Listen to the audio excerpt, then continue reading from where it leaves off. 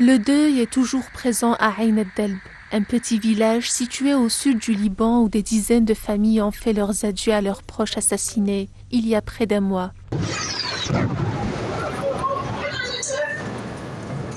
Le 29 septembre, il était environ 16 heures lorsqu'un raid sioniste a frappé l'immeuble résidentiel à Ain el-Delb, abritant des dizaines de personnes.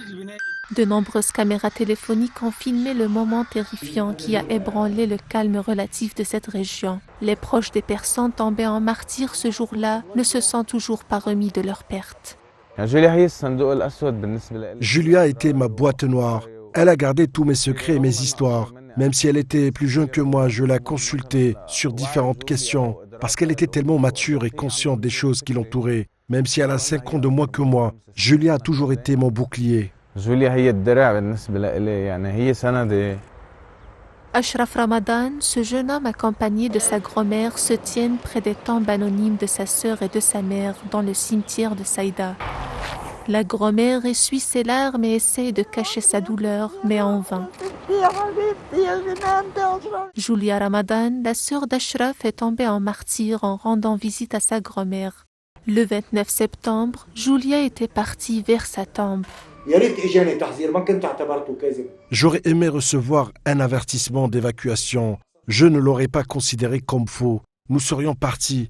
J'aurais perdu ma maison, mais pas ma femme et ma fille. Le silence est mortel. Plus de mots à prononcer. Tout peut se lire sur les visages désormais. Ce bâtiment devenu ruine situé au sommet de la colline gardera les derniers souvenirs des familles regroupées. J'ai cru que j'étais au bout du monde. Personne ne saura ce qu'il est advenu de moi et je mourrai ici même. J'ai crié « Donis, Ali, Nermine » sans obtenir de réponse. Nos téléphones sonnent, mais personne ne répond. Si quelqu'un répondait au téléphone, cela signifierait que quelqu'un est en vie. Personne n'a répondu. Je savais qu'ils étaient tous morts.